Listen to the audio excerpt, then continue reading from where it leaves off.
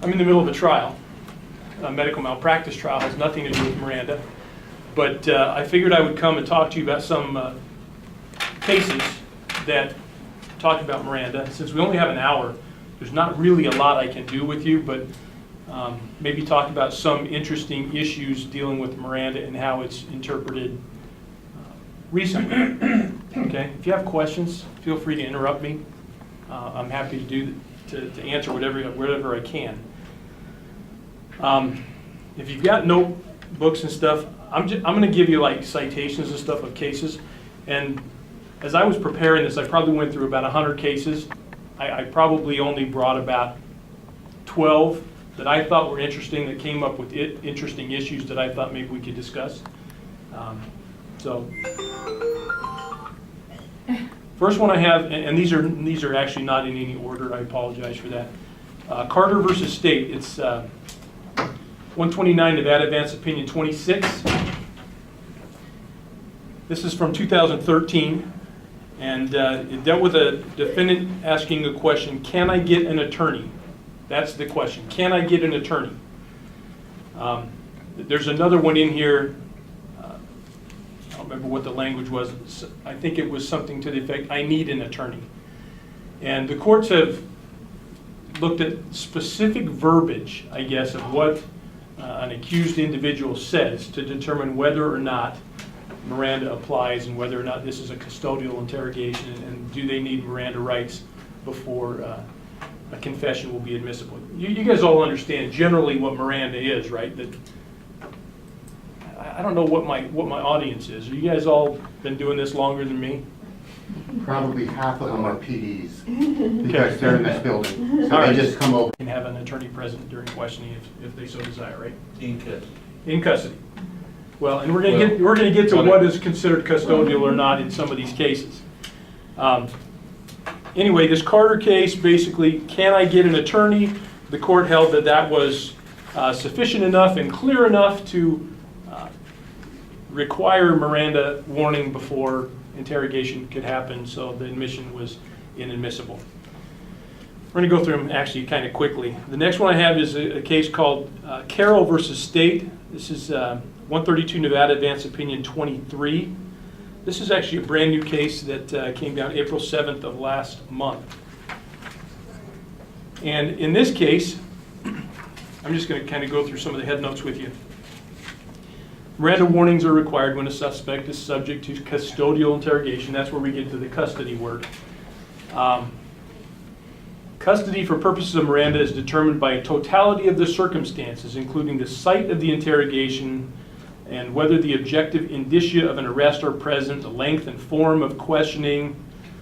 They said that an individual is not in custody for Miranda purposes if the police are just asking questions at the scene of a crime, or where an individual question is merely the focus of a criminal investigation.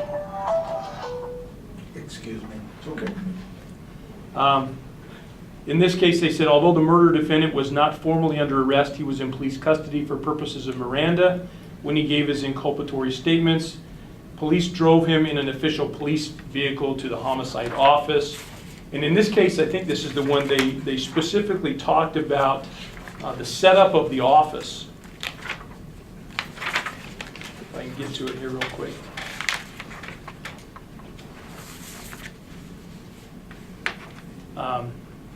The site of the interrogation indicated Carroll was in police custody when he gave his statement. It says although he drove himself to the Palomino Club, the police drove him in an official police vehicle to the homicide office.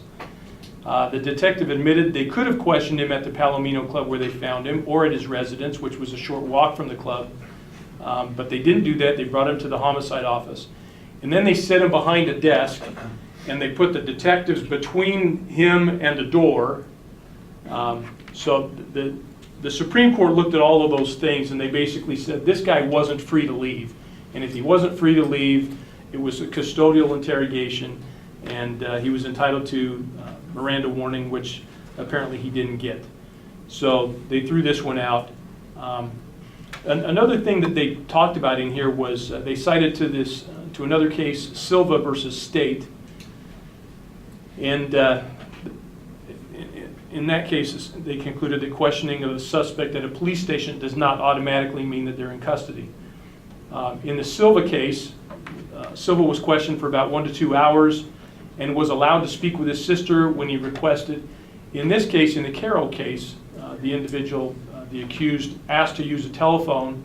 I'm going to just use the language that they said. It says, police did not allow Carroll to use his telephone when he said he needed to make a call so he could confirm that he did not kill Hadland, and police actually took Carroll's telephone away from him.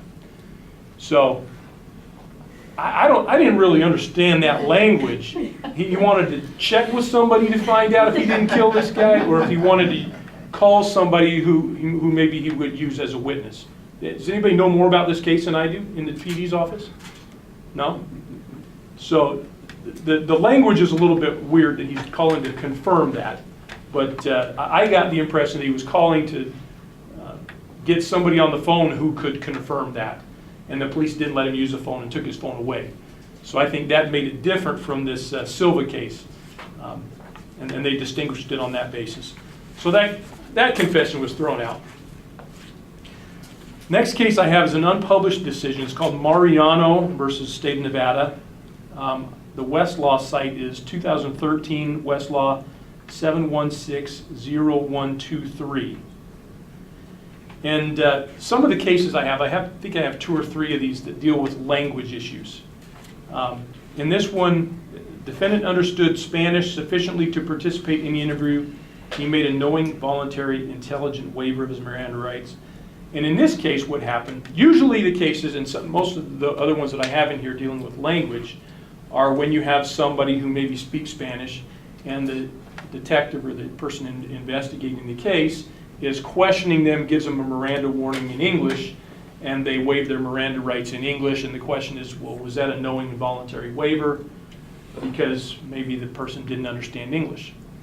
This case is very unique because in this case, the detective read him a Miranda warning in Spanish. The detective was fluent in Spanish, apparently thought that this guy was Spanish, so gave him the Miranda warning in Spanish. And the issue on appeal is, he says, I don't know Spanish that well. So he was saying, you know, Spanish is like a second language to me, and I only understood part of it, and it wasn't a knowing voluntary waiver. The Supreme Court looked at the circumstances in total and found that he did. It says they concluded that Mario understood Spanish sufficient to participate in the interview, that he made a knowing, voluntary, intelligent waiver of Miranda. The second issue was whether or not he invoked his right to counsel, because this is the guy that says, I need an attorney. Well, apparently during the trial, the district court had not determined whether or not that statement was enough to have invoked the Miranda warning. I don't know that it mattered because it seemed like the Supreme Court has already determined that he got the Miranda warning in Spanish and that it was sufficient, but they remanded it back to the district court so the district court could determine whether or not the I need an attorney statement was sufficient to have invoked counsel. If you guys know more about these cases than I do, please speak up. Does anybody know about these? Okay, this is a 13 case. Next one I have is from 15, so it's last year, July 2 of 15. The case is Gonzalez versus State. Site is 131, Nevada Advanced Opinion 49. I have the Pacific Reporter cites to these if you guys would prefer those, but usually we can find them in Nevada. This one says when a confession is challenged and a hearing is requested under the Deno case, the state must prove by preponderance of the evidence that the defendant's incriminatory statements are admissible. Even where Miranda warnings are properly administered and waived, the state has to show that the incriminatory statements are voluntary under the totality of the circumstances. Excuse me. Yes? Did you say the burden was the standard was preponderance? Not reasonable doubt? The state must prove by a preponderance that the incriminatory statement is admissible. Okay? Doubles. It's a weird standard Yeah, because okay. the standard to prove the defendant guilty is beyond a reasonable doubt. But this is an evidentiary standard as far as whether or not the court's going to allow the admission in. So that is the preponderance, yes. Interesting. Supreme Court says a confession is involuntary if it was coerced by physical intimidation or psychological pressure. The ultimate inquiry is whether the defendant's will is overborne by government actions. This case also has a unique twist dealing with intoxication, because the accused argued that the waiver of the Miranda warning was not knowing and voluntarily made because he was intoxicated. Okay? The Supreme Court says intoxication is not by itself sufficient to render a confession involuntary when the totality of the circumstances otherwise indicates that the statements are voluntary. Now, I've only gone through a small part of this stack of cases, but I think we could all probably agree that the Supreme Court, when it's dealing with Miranda warnings and confessions, they're using this term totality of the circumstances a lot. I think primarily they do that because it gives them a way that they can say that the Miranda warnings were given and that the Miranda warnings were waived voluntarily such that the admission is admissible, right?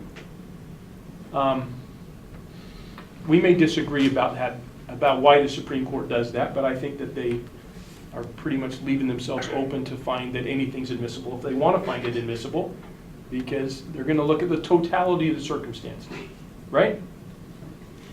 In this case, a non-native English speaker asked on appeal to adopt the test set forth in this Ninth Circuit case, United States versus Garibay, and find that the confession was not admitted, should not be admitted at trial because he was not provided assistance of an interpreter.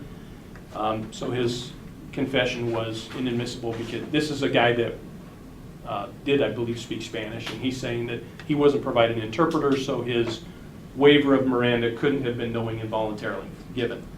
The Supreme Court concludes that the test set forth in Garibay provides a helpful guide in identifying and weighing some of the circumstances that might be relevant, but they declined to adopt the Garibay test as an overarching inquiry that must always be applied by district courts whenever an interrogated subject is a non-native English speaker. Again, they're not going to set a fine, hard rule because they want to have discretion. So, although the Garibay test says if somebody is a non-native English speaker and they request or otherwise there's other indications that they need an interpreter, you have to provide an interpreter, otherwise you can't get in their admission. And the Supreme Court said, our Nevada Supreme Court says we're not going to adopt that fine line rule.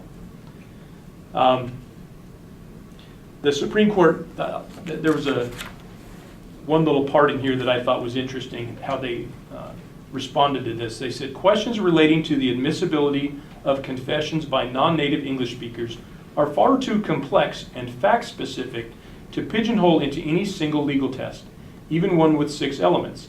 Indeed, no single legal litmus test can possibly capture all the relevant variations and iterations that could help determine the voluntariness of an interrogated suspect who speaks English as a second language, because non-native speakers who are somewhat familiar with English may possess different degrees of fluency that are not always easy to label or categorize. So the question, I guess, is how fluent does a Spanish speaker have to be in Nevada such that a Miranda warning in English is sufficient? What are your thoughts? Many of you work for the PD's office, so is this something that you guys argue? Has anybody argued it? What's curious to me is how about other languages? Exactly. Farsi, which is relatively rare. Absolutely. Tagalog is very common, but we don't have a lot of officers that speak it. But we also have, almost all of the Filipinos speak English also. That's true. Reasonably fluently. I can tell you as a judge, I'm picking a jury right now, and I guarantee you when I ask the question, how many of you have a difficult time with English language, I'm going to have probably 5 or 6 hands at least that go up. I always ask those people, okay, how long have you been in the United States? And some of them tell me 30 or 40 years. And then I say, do you work? Yes. Usually they work in a casino. And I ask them, do you have to communicate with people at work in the English language? Yes. Okay. So you have a difficult time with the English language, but you've been speaking it at least some for the last 30 or 40 years. Difficult for me to excuse you from trial. But I think based on these cases, the Supreme Court hasn't given us much guidance. I mean, tell me if I'm wrong. Nobody wants to talk?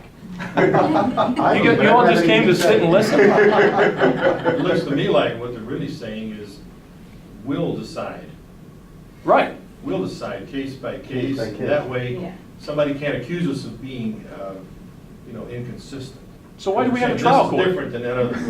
So why do we have a trial court? To convict them. Make an appeal issue, I guess.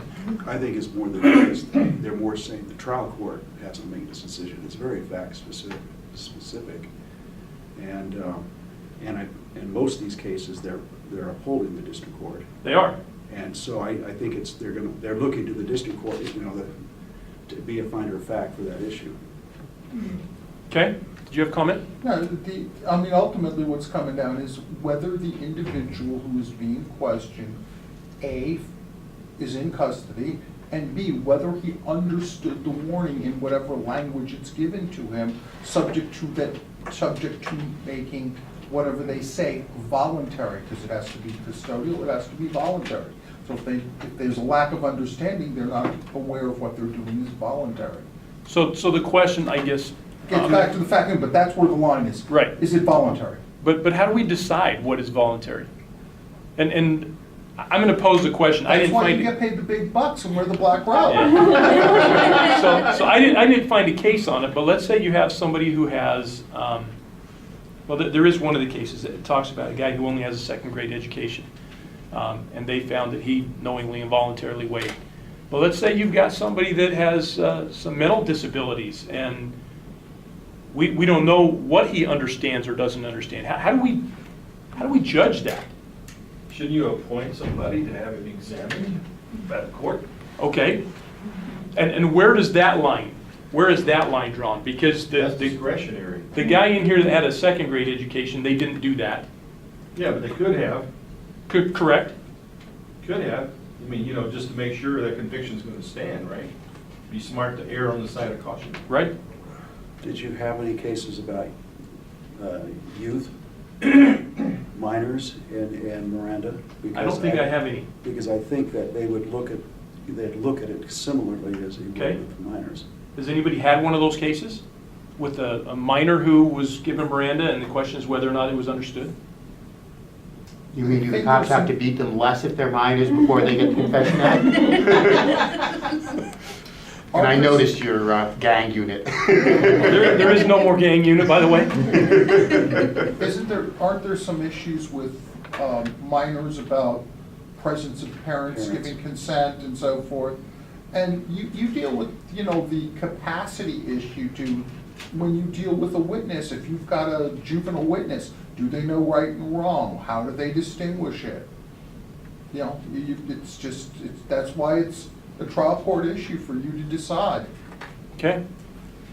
Should a 5-year-old be allowed to testify in a specific case? Right? I was going to say they'd make the decision based off of the totality of the evidence that you stated earlier. That's what the Supreme Court says. Yeah, and then the second part was if they aren't mentally competent, then they would go through like a competency court to determine whether or not they are competent to go through trial, or to go through specialty courts in Department 14. Okay. That should happen, right? I don't know that it happens maybe as often as it could. Yeah? My problem is that some people are so good at hiding their lack of ability to read and write, to understand a language, to even understand, to hide a disability where they have a slight neurological thing that they can't really reason. They're so good at hiding it that it almost takes an example, and so that makes it hard too. I mean, it's, you can't ask them 5 questions. Can you add 3 + 2? Can you do whatever? It's really, I find a lot of people, especially anybody in lower income jobs, who are great at faking it till they make it. And that makes it very difficult. Well, and especially because if you have somebody who's in one of these lower income jobs, they're struggling to make it on the streets, and if they are committing crimes, they're probably not bright enough to know that they should question something. So if an officer asks them, reads them a bunch of stuff and says, do you understand that? They're in a habit of saying, yes, I understand, when they're not. Right. Right? Mhm. So the problem is the Supreme Court's looking at the totality of the circumstances, which is, in some of these language cases, was the person able to communicate well enough in English that it seemed like they understood? Well, you can seem like you understand and not understand, right? So are we looking from the officer's perspective at the time of the waiver?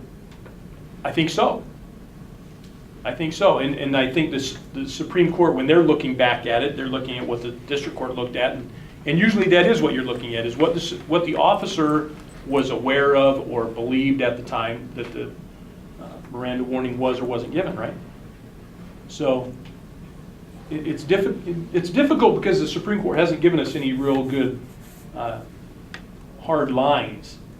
And that's why I brought up these kind of issues, because I think the language issues and things like that are the most interesting issues when it comes to Miranda. Especially with the pretense of understanding.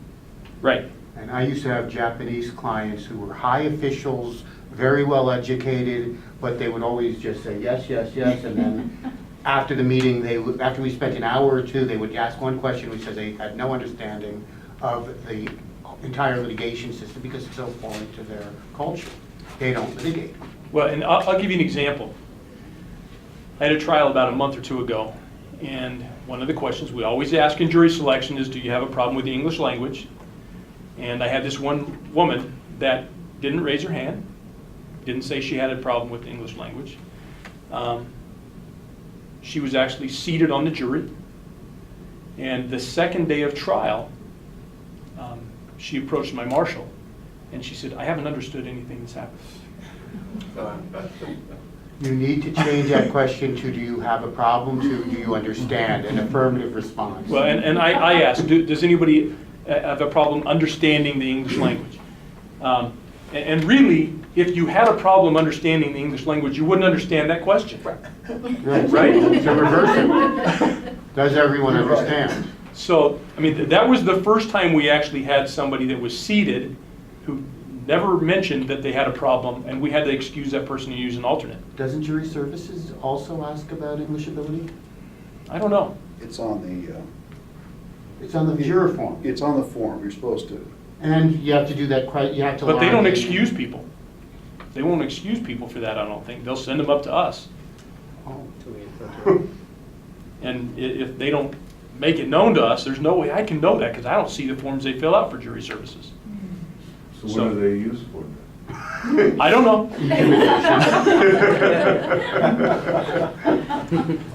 I don't know. Government. All right. Next case I have is Betancourt versus State. It's another unpublished opinion from 2015. 2015 Westlaw 9480174. This is one, the detectives advised Betancourt of his Miranda rights and initially interrogated him in an unmarked car. They then transported him to police headquarters for a more thorough investigation. They did not re-advise him of his Miranda rights at the headquarters. He confessed in more detail to the crime during a taped interrogation at police headquarters. So one of the arguments is that he didn't voluntarily waive his right at the police headquarters because the initial waiver that he gave was stale. Okay? The reason I came up with some of these is because they're interesting issues, right? He says he raised the issue of whether the Miranda warnings were stale for the first time on appeal. Failure to raise an argument before the district court generally precludes our consideration of that issue. But if our Supreme Court wants to consider the issue, they're going to anyway. So in this case, they decided they may nevertheless address an alleged error if it's plain and affected the appellant's substantive rights. So if the Supreme Court wants to look at it, they're going to look at it. They cited to a case called Kroger versus State, which is an 01 case. It says the time elapsed between the warnings and the interrogation which elicited the damaging response is something that is considered. Whether the warnings and interrogation were conducted in the same or in different locales, whether the warnings and or the initial interrogation were conducted by the same person or persons, the extent to which this statement made by the accused in the later interrogation differs in any substantial respect from that made in the previous statement, the apparent emotional, physical, and intellectual state of the accused at the later questioning.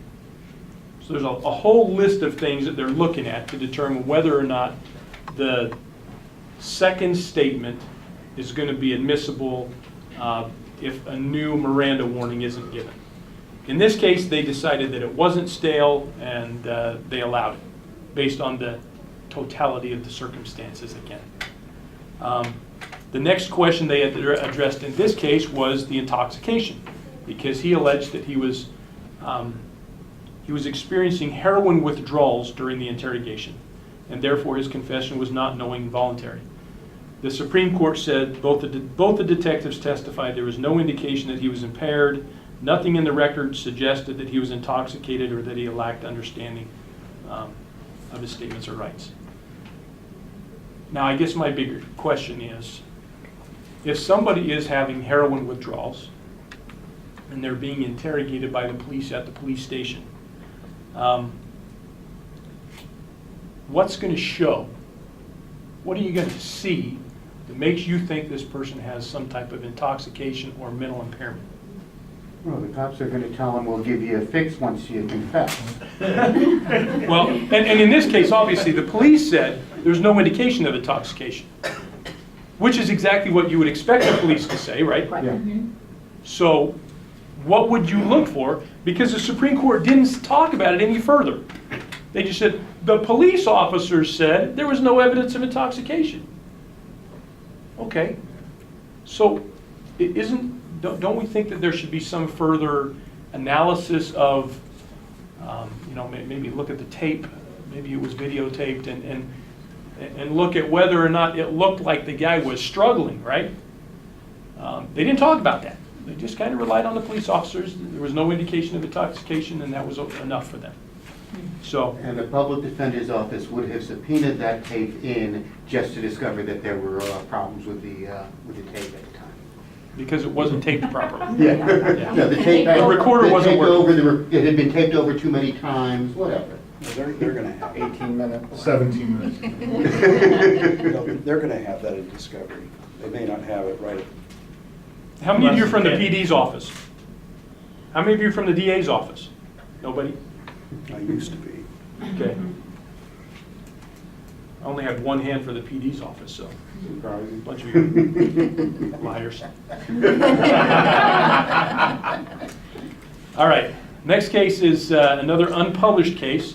We have a lot of unpublished cases in Nevada, but we can cite to them now. Published cases are now citable or something, aren't they? They're citable, but they're not controlled. When was that decided? I think as of like April 1st of this year. It was earlier this year. So there was a case that said that. Yeah. I don't know if it was a case No, or it was a rule. It could have been a Supreme Rule Court change. Supreme Court rule change, yeah. Okay. This case is 2015 Westlaw 9596961. The issue in this case, it says the defendant did not invoke his Miranda rights when he suggested that he and the detective continue the interview at another time. Defendant did not unambiguously and unequivocally assert his right to remain silent or have an attorney. So What's the caption? Marquez versus State, sorry. So this is one where he didn't say, I need a lawyer, can I have a lawyer? In this case, he just said, can we continue this at another time? And the argument, I guess, on appeal was that was my way of asking for counsel. And the Supreme Court said, no, that wasn't requesting counsel. And I think this one's actually pretty easy. So we don't really have a problem with that. Right. And correct, right? So I brought a copy of the Miranda case, but I don't know that anybody needs that. There's an interesting case in the United States Supreme Court that I found interesting, because Miranda was, the Miranda case was from 1966. Following the Miranda case, the United States Congress passed a law, 18 U.S.C.A. 3501, that talked about the admissibility of confessions. Now, the case that I'm going to send you to is actually a U.S. Supreme Court case. It's 530 U.S. 428, and this is from 2000. Okay, so this is 34 years after the Miranda case. What's the second part of the side? I'm sorry. 530 US one? 530 U.S. 428. Thank you. Dickerson versus the United States.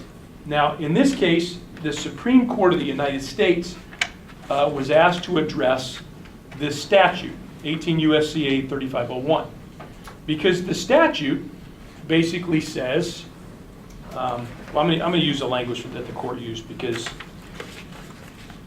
I hate to misquote something. They say, prior to Miranda, we evaluated the admissibility of a suspect's confession under a voluntariness test. We have never abandoned this due process jurisprudence and thus continue to exclude confessions that were obtained involuntarily. They cite to a whole bunch of other cases.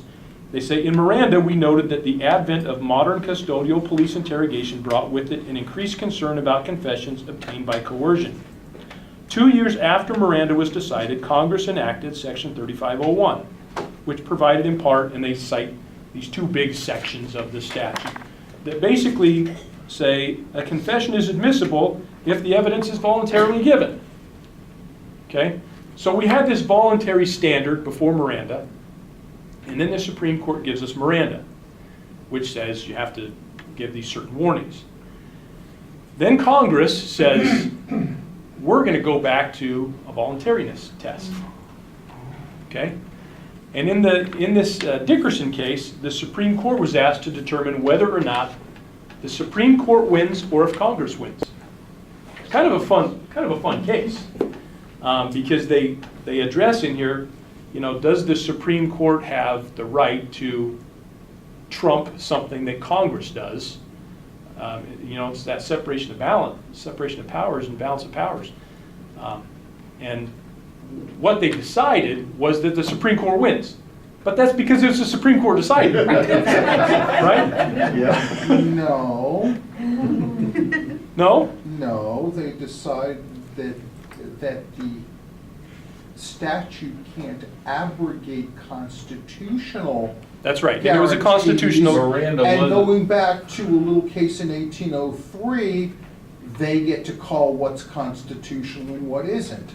Very good. When Miranda was decided, it wasn't a constitutional thing, it was a prophylactic measure. But I think you're both Part of right. Due process. I'm sorry, but it was also considered part of due process. Okay? But you're exactly right, because in the Dickerson case, the Supreme Court did go back and they cited to that and whether or not this was a constitutional interpretation or constitutional decision or not. And because it's a constitutional determination, the Supreme Court had the right to make those decisions.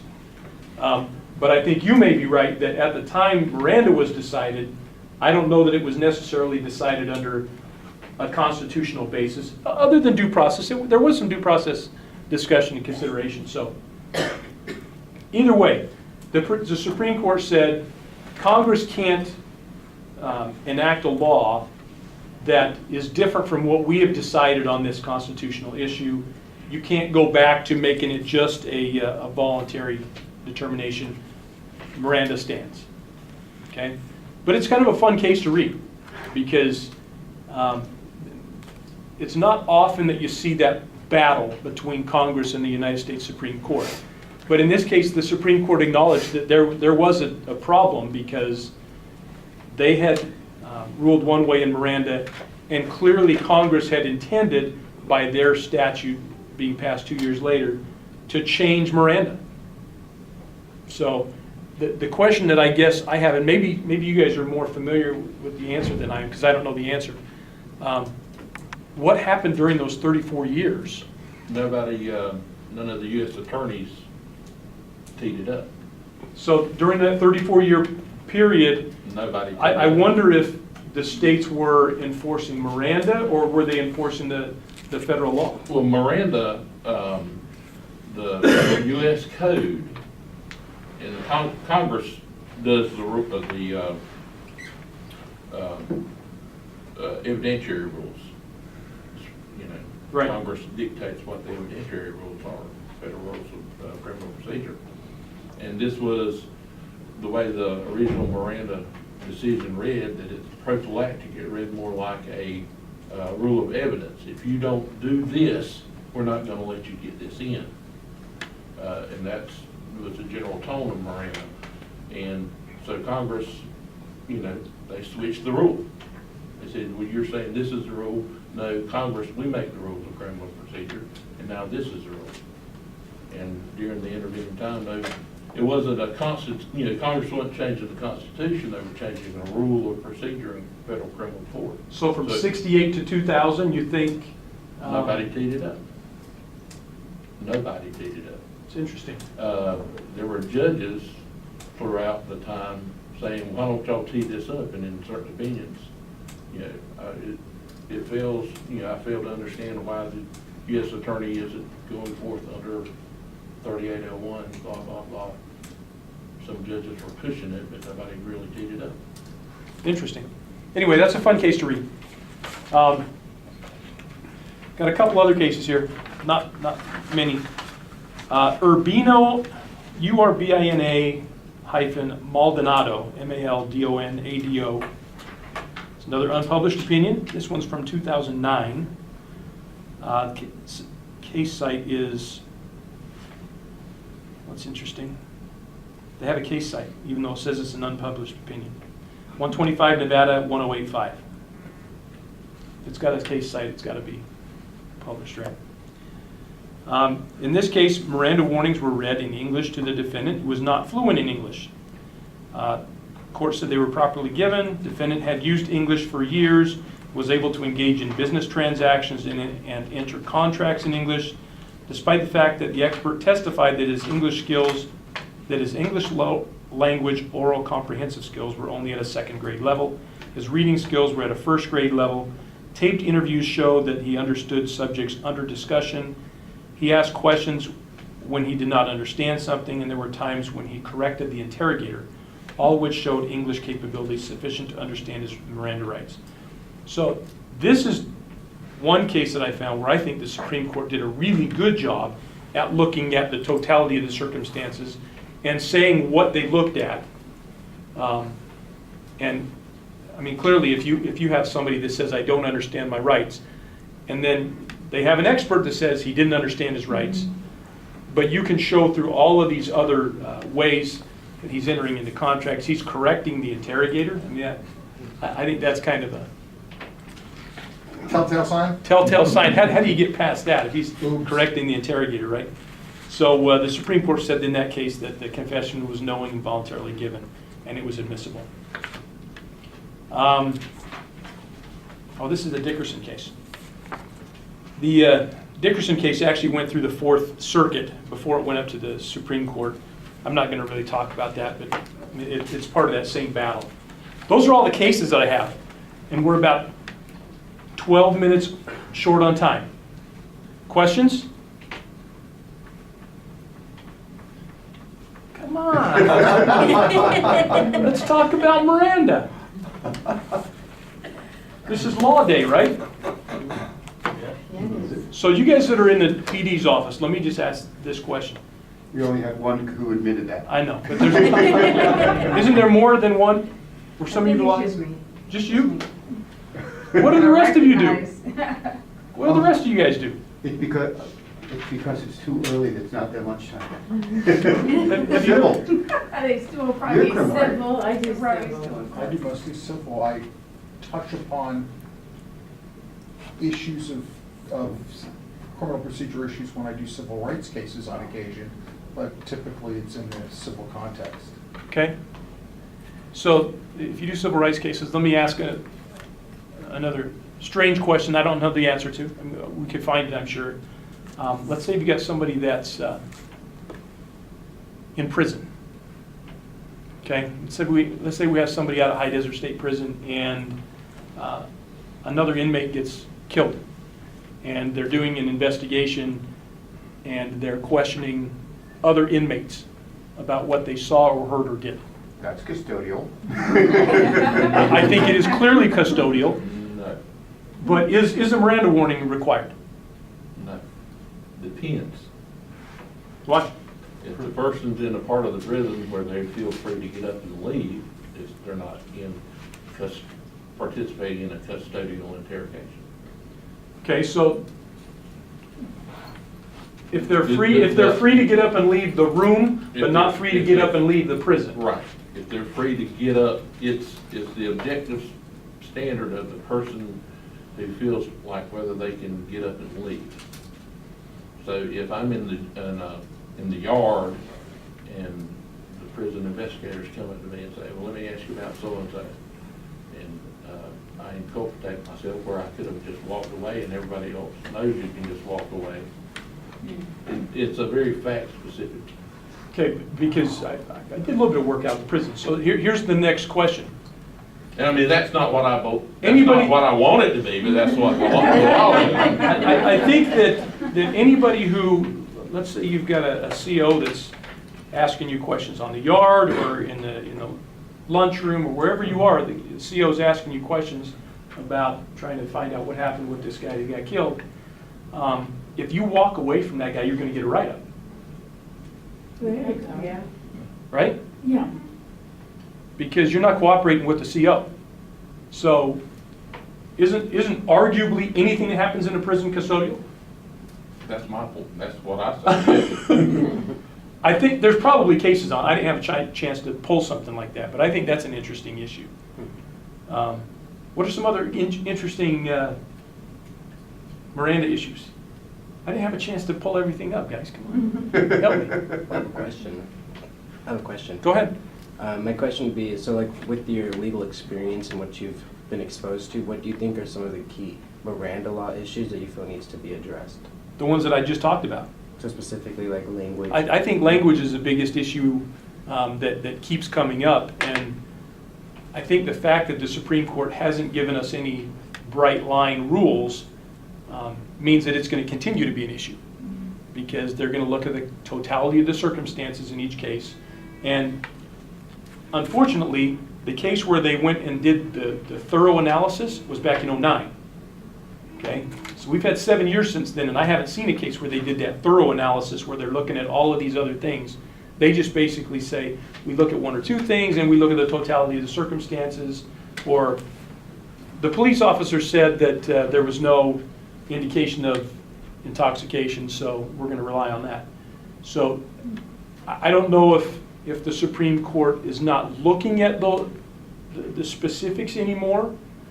Maybe they're too busy, and that's because of the caseload that the Supreme Court has had. But they've got an intermediate level now that Now they do. reduce their case levels. Well, and hopefully we see cases from here on out, from last year on, that are a little more thorough in that regard. I don't know. Is this law that can be developed by state officials or no? Or is there something that you feel that needs to be done at the federal level? Well, and I think the Dickerson case has told us that we can't change Miranda. Miranda's there. Even the United States Congress can't change that law. So I don't think the states clearly can't change that law. The question is, as time goes on, is it going to be interpreted different ways than it's interpreted now or than it's been interpreted over the last 50 years? I would think, one thing that certainly could clear up some of this stuff would be to tape all such interviews. Agreed. Then you have a record that could be shown to a district court to make a more intelligent determination. In terms of somebody saying, I'm in withdrawal, okay, or were you shaking? Were you confused? Did you remember who you were? Right. Right? That kind of stuff. So Fitting up something, whatever. I'm going to ask our lady from the PD's office. How often are the interrogations that you see taped? I have never had one in 8 years. They're always taped on TV. Right. This is true. This is true. I mean, we're getting more like body cam stuff now that we have to request from the district attorney's office, but I have yet to see a body cam that included confession. What about even confessions that take place in interrogation rooms are not taped? I've never got one. Based on your And I've experience? been working here 8 years. I've never had one case where I've requested all videos, police videos, everything. Never had one. Maybe a murder case. I don't do murder cases, so maybe there, but not in your run-of-the-mill burglary, home invasion, stuff like that. Actually, I have a few criminal cases, and I don't even get police notes usually. They somehow No. don't exist anymore. Yeah, you don't Until the get cop those. gets on the stand, when I move to exclude all the testimony of the cop, because I haven't had this granted yet, but the cop, so far as I'm concerned, the judge's head's in the wrong place.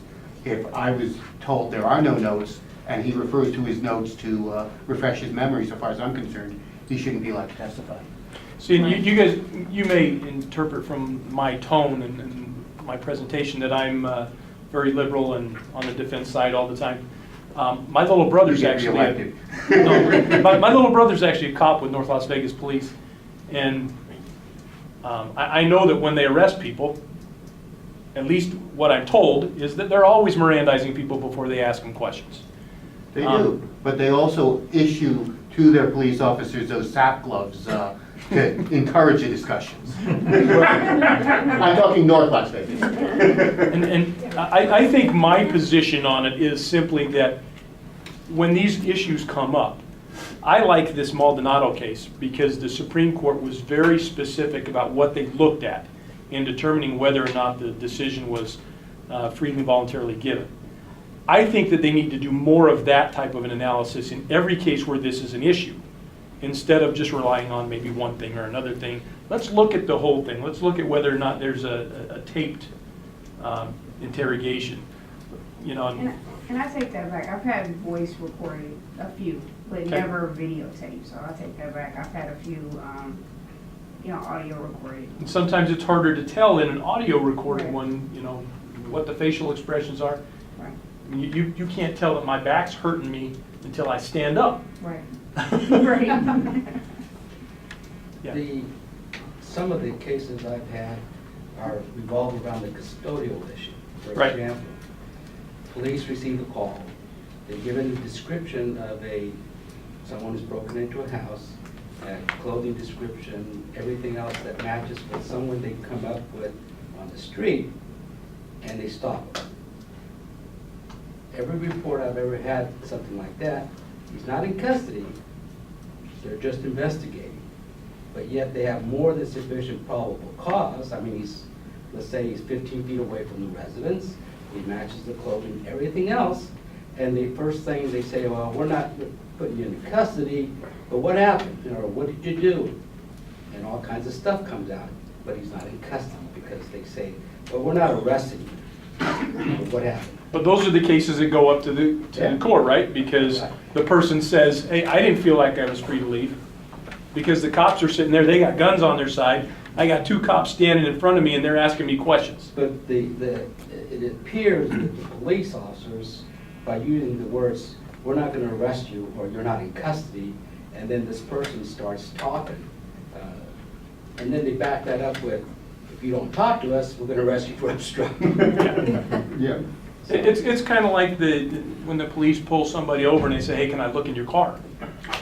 Right? Can I look in your car? And all 9 times I said, yeah. Right. I mean, and I tell my kids, I say, if an officer ever asks you, can you look in your car? The answer is no. Why? I mean, there's not going to be any drugs or anything in my kid's car, but the answer is still no. Right. So I find another reason to switch. So, anyway, any other questions about Miranda? No? Okay, thanks, guys. It's been fun. Thank you. Thank you. Glad to be here. Thank you.